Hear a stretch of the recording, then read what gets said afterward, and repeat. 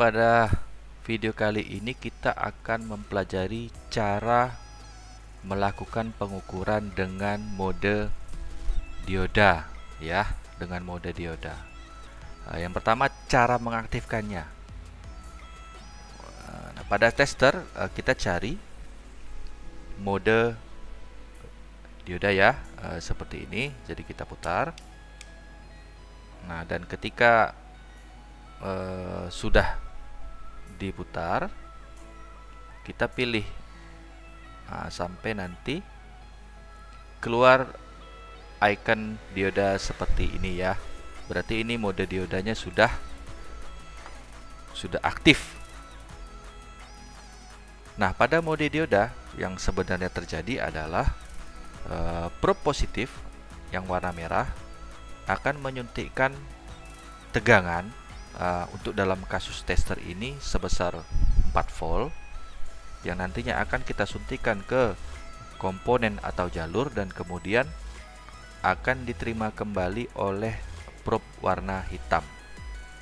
Nah, hasilnya nanti akan dikalkulasi oleh tester dan nanti ditampilkan di layar, di display untuk kita melakukan komparasi ya, gitu. Nah, tapi berdasarkan hasil konsensus internasional teknisi, jadi khusus untuk pengukuran menggunakan mode dioda atau diode mode, kita akan membalik probe-nya. Jadi yang biasanya kita mengukur misalkan voltase atau resistensi, itu kita probe warna merah di tangan kanan atau untuk posisi mengukur, dan probe warna hitam adalah di ground. Dan untuk mode dioda ini sesuai konsensus kita balik. Jadi probe warna merah itu kita taruh di ground dan probe warna hitam kita gunakan untuk mengukur ya. Nah, alasannya adalah ketika probe ini dibalik, tester akan menampilkan nilai yang lebih mudah kita pahami untuk nanti mempermudah kita juga melakukan komparasi ya. Jadi inti dari mode dioda ini adalah untuk komparasi. Jadi ada satu elemen lagi yang kita butuhkan kalau kita akan melakukan pengukuran atau analisa dengan menggunakan mode dioda ya. Jadi kita butuh satu lagi PCB mesin atau data mode dioda, hasil pengukuran mode dioda dari mesin yang normal. Jadi nanti hasil pengukuran mode dioda di mesin atau PCB yang normal itu akan kita komparasi dengan mesin yang lagi kita kerjakan atau mesin kasus ya. Atau di beberapa kasus atau misalkan ada juga mesin-mesin atau PCB untuk tipe-tipe HP tertentu yang sudah ada biasanya datanya. Ini di-share dalam bentuk program skematik atau dalam PDF atau postingan di thread-thread situs tertentu. Ada juga yang sudah memposting ini, tapi tidak semua ya, hanya beberapa. Jadi ada mesin A yang sudah untuk misalkan soket LCD, jalur-jalur di soket LCD mereka sudah melakukan pengukuran mode dioda. Nah, nanti kita tinggal mengkomparasi hasil mereka dengan punya kita. Nah, karena kan pada dasarnya yang masuk ke kita kan handphone rusak atau bermasalah. Jadi hasil pengukuran nanti kita komparasi dengan yang normal, nanti ketemu kira-kira masalahnya ada di mana. Jadi itu ya penjelasan untuk mengenai mode dioda. Dan pada sesi berikutnya ini nanti akan kita coba berikan contoh pengaplikasiannya, gimana sih caranya melakukan pengukuran dengan mode dioda.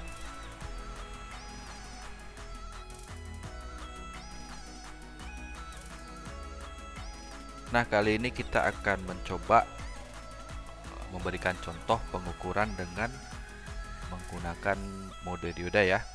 Jadi tidak semua nanti jarumnya kita ukur, jadi kita ambil beberapa kaki aja, beberapa poin aja untuk supaya kita tahu kurang lebih seperti apa sih pengukuran mode dioda dan pengaplikasiannya ya. Jadi seperti konsensus tadi, jadi prop merah kita taruh di ground ya, dan yang hitam akan kita letakkan di jalur atau komponen yang akan kita ukur. Nah, jadi yang atas ini kita anggap pin nomor 1 ya. Jadi kita coba ukur nanti berapa nilainya. Nah, jadi keluar nilainya 0,001 ya.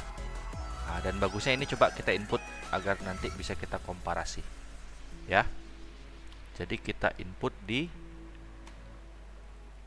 sini, nilainya adalah 0,001 ya. Nah, dan untuk pin yang kedua, nah, itu nilainya 0,498, dan untuk pin yang ketiga 0,416, pin yang keempat 0,001, pin yang kelima 0,586, lewat ya. Nah, pin yang keenam 0,557, pin yang ketujuh adalah 1,417, pin yang ke-8 0,447, pin yang ke-9 0,384, pin yang 10 adalah 1,417. Nah, jadi kita coba ambil 10 aja dulu ya. Nah, kita ambil 10 titik atau 10 data pengukuran. Nah, jadi seperti ini. Jadi ini adalah data untuk misalkan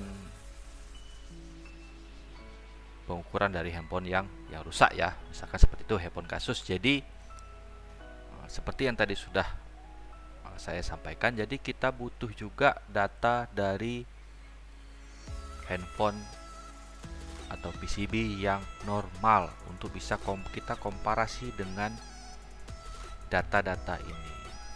Tapi kita coba dulu analisa ya masing-masing data ini, apa sih artinya nilai-nilai ini. Nah, yang pertama, untuk 0,001 ini berarti ketika tester memberikan atau menembakkan tegangan, itu resistensinya sangat-sangat kecil relatif terhadap ground berarti ya, karena probe yang warna merah kita taruh di ground, jadi kita mengukur resistensinya terhadap ground. Nah, jadi kalau resistensinya sangat-sangat rendah seperti ini 0,001, ini kita anggap ground.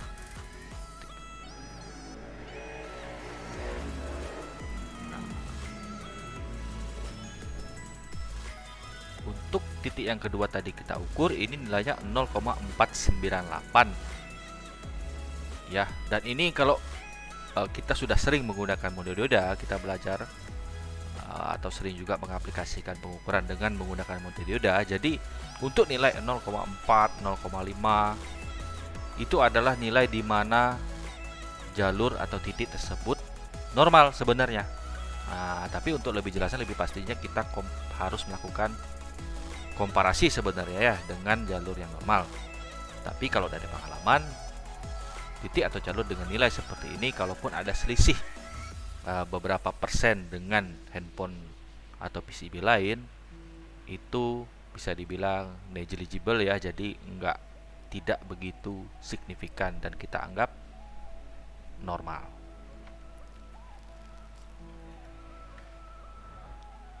Nah, begitu juga dengan yang di bawahnya ya. Ini kurang lebih sama.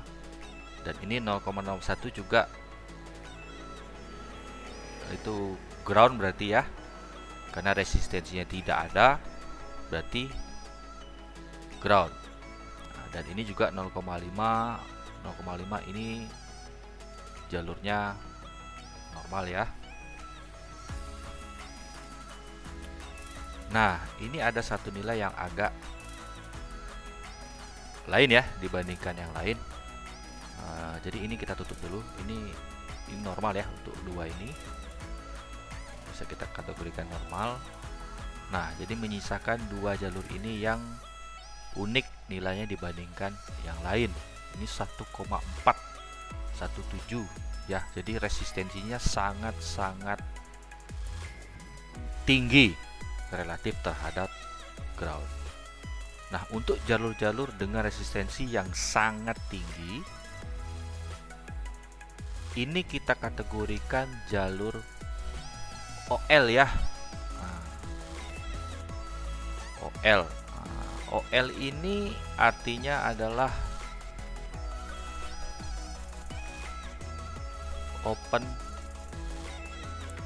open line. Maksud dari open line ini adalah jalur itu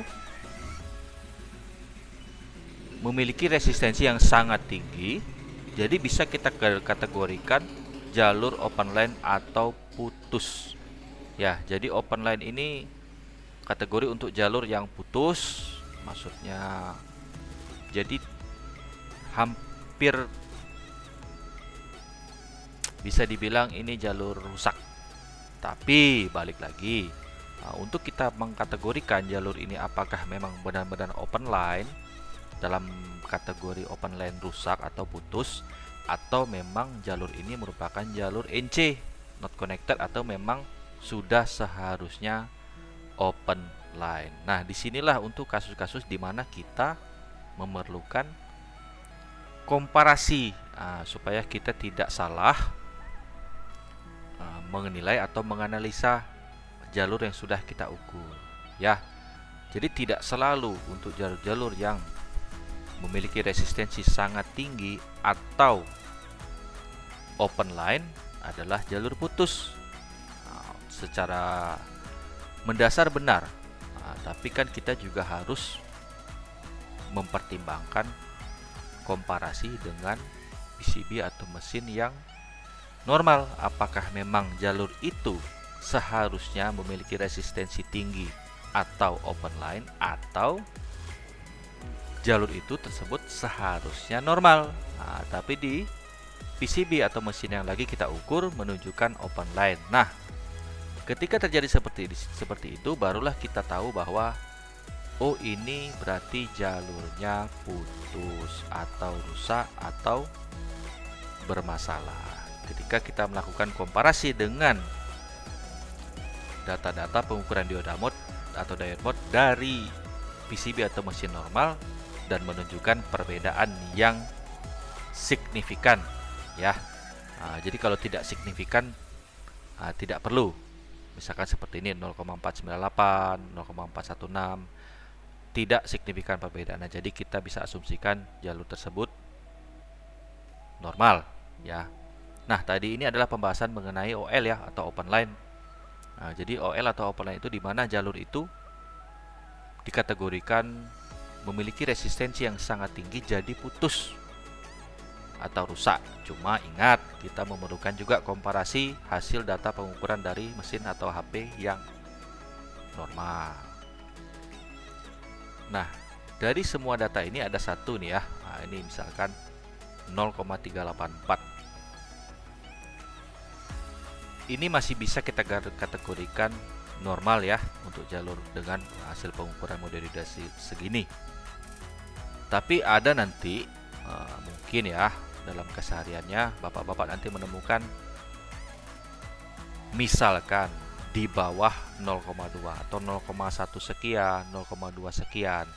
Nah, itu kita memerlukan cross check lagi ya untuk jalur-jalur atau titik-titik yang kita ukur menunjukkan hasil pengukuran dioda seperti itu, karena itu kategorinya resistensinya rendah. Nah, karena yang paling rendah kan 0,01 nih. Nah, tapi kalau dia menunjukkan 0,1 sekian atau 0,2 sekian, itu berarti resistensinya sangat-sangat kecil ya, sangat-sangat kecil. Ini misalkan ya Pak ya.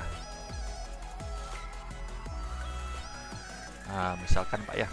Nah, untuk dua ini kategorinya kecil ya, apalagi yang 0,127 ini. Nah, kalau 0,217 ini kemungkinan besar jalurnya short. Nah, atau konslet ya, atau konslet.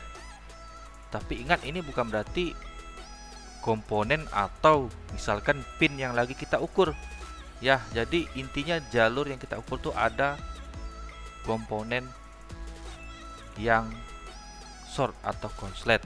Nah, ini harus kita telusuri lagi lebih lanjut dengan metode pengukuran atau analisa selanjutnya. Misalkan kita suntik tegangan ya, untuk mencari lebih pasti lagi posisinya siapa yang short atau komponen mana yang short atau konslet.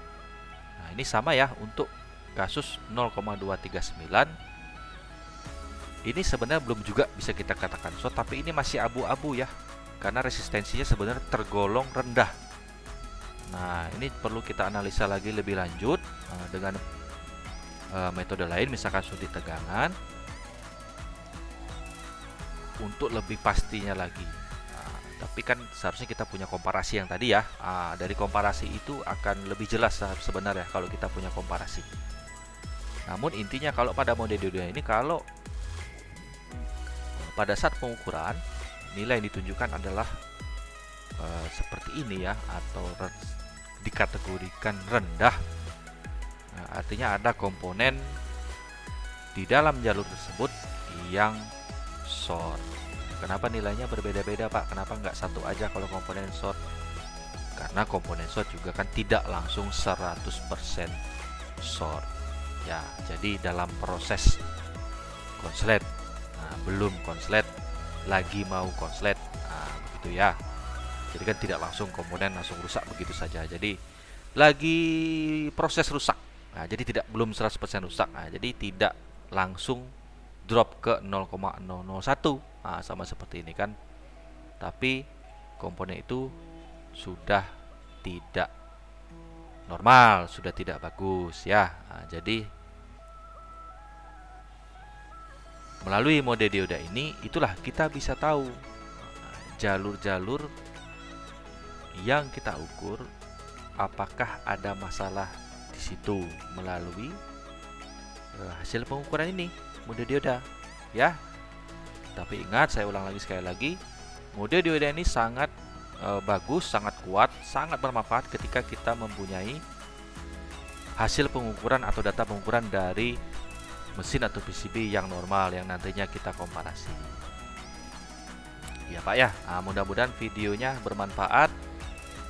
Untuk kedepannya nanti kita akan update dengan video-video pengukuran yang lain ya.